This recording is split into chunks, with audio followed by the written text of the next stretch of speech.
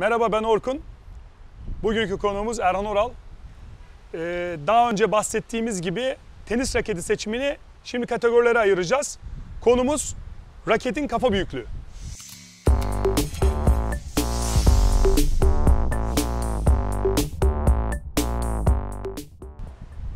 Evet Erhan, hoş geldin. Hoş bulduk.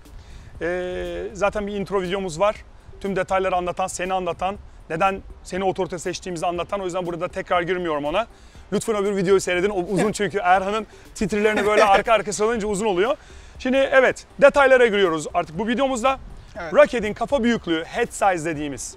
İnsanlar web sayfalarına giriyor mesela babola.com'a. Orada head size diyor. Nedir ve ne işe yarar?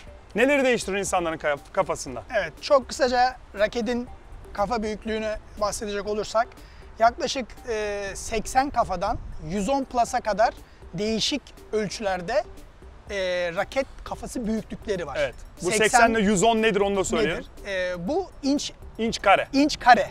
Evet. Yani raketin eski raketlere baktığımızda özellikle tahta raketlere mesela evet. Çok daha 80 ufak. falan onlardı. 80 75 yani, belki. Raketin çerçevesinin ufak olduğunu şöyle görüyoruz. düşünün, şu kadar falan evet. Squash raketi gibi kafalar. Aynen öyle. Ben hatırlıyorum bu arada çocukluğun o raketleri. Tabii canım, tahta raketle ahşapla oynadık yani. Evet. Ben de ahşapla oynadım. Dolayısıyla tahta raketle. Bu 85'ten 80'den 110 hatta 110 oversize diye geçer. İşte elimde. Evet, bir tane oversize raket var. 110. Bu mesela şöyle 98. Görmeniz açısından. 98 çok kullanılan bir kafa 98. Evet. 110 çok az kullanılan bir kafa değil mi? Daha çok Amerika pazarında var herhalde. Amerika pazarında ve daha çok rekreasyon ve veteran tenisçilerin tavsiye ettiği. Şimdi sebebine geleceğim. Evet. Neden? Evet. Raketin kafası büyüdükçe gücü artıyor. Bunu bir defa söyleyelim. Gücü artıyor, yani topu daha çok fırlatıyor. Aynen öyle. Topu daha çok fırlatıyor. Bir de diğer ben ona şey diyorum mesela. Trambolin etkisi diyorum. Trambolin etkisi. Evet. Aynen öyle. Çünkü vuruş alanı daha büyük. Bir de sweet spot dediğimiz yani en tatlı vuruş merkezi dediğimiz alan. Sweet spot, en tatlı vuruş merkezi. Evet, daha büyük. Evet, diğerinde bu kadarken bunda bu kadar. Bu kadar. Burada daha çok hataları daha çok düzelten, özellikle rekreasyon oyuncularında, kulüp oyuncularının tercih etmesinin sebebi daha yani şöyle hatalı vuruşlarını absorbe ediyor. Yeni tenisçiyim. Daha yeni başladım ve tam ortasına denk getiremiyorum. Vuruyorum, kenarına geliyor. Düşünsene, daha büyük bir alanım var topa vurmak için. Öbüründe şu kadarcık top kadar alan var. Bunda daha büyük bir alan var. Daha kolay yani. Daha kolay. Burada genelde başlangıç seviyesinden profesyonel seviyesinin ortalama 95-98 kafa arasında şu anda ideal ölçüler arasında gidip geliyor. Bu yine kişisel bir tercihtir. Evet. Daha güç demek işte raketi biz 120 santim square inch yapıp da şöyle bir kafa. Evet, o değil. Yani buradaki büyük kafa ile küçük kafa arasındaki en önemli farklardan bir tanesi bu. Küçüldükçe kontrol daha fazla artıyor. Daha küçük raketlerle kontrolden kastın ne, onu da bir açar mısın? Kontrolden kastım raketin... Yani güç artıyor dedin öbüründe, tamam, trambolin etkisi daha çok atıyor. Evet. Kontrol artıyordan kastın ne?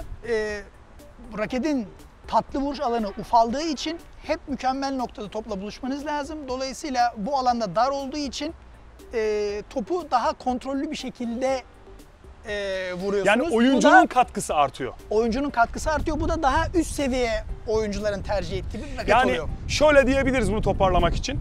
Ben çok raketi anlattığım için mağazalarda burayı biraz daha iyi ifade edebilirim senden. Şunu demek istiyor Erhan. İyi bir oyuncusunuz. Bir yerden sonra raketin o trambolin etkisini siz istemiyorsunuz. Kendi kolunuz ve vücudunuzla vurmak istiyorsunuz topa. Tamamen %100 sizin katkınızda değil mi? Evet. Yani Federer'in, Nadal'ın, bütün ATP Tour oyuncuların veya senin yaptığın.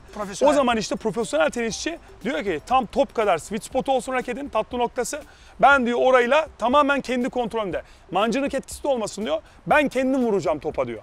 O zaman da istediği yere götürüyor, işte çizginin üstüne, servis karesinin köşesine topu koyuyor. O kadar hassas yani, santimle 5-10 santim aralıkla koyuyor topu. O zaman da işte o trambolin etkisinin olmaması, yani bu raketi istemiyor o zaman. Evet. Ama siz yani yeni başlayan biriyseniz siz bu raketi tercih ediyorsunuz. Evet. Buradan da hemen güç ve kontrolü iki uçta aldığımızda hemen raket tellerinin aralığına geliyoruz. 16-19. Evet. 18-20. Yani İkisi bir bütün gibi düşünebiliriz değil mi? Evet. Kafa büyüklüğüyle. Evet. Bu da burada gördüğünüz daha geniş aralıklıdır. 16-19'dur. daha çok top spin vuran oyuncular tercih ediyorlar.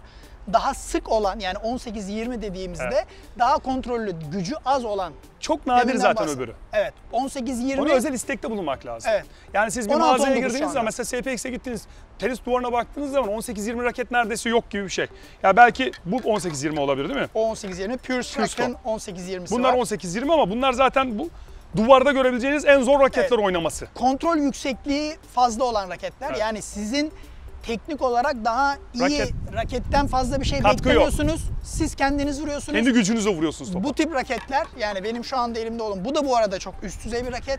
Fakat ben top spin oynamayı tercih ettiğim Evet. için aralığını biraz daha geniş Nadal'ın tercih raketi ediyorum. zaten. Nadal'ın raketi, aynen Evet. öyle. Aynı, birebir aynı. Birebir raketi. aynı raket.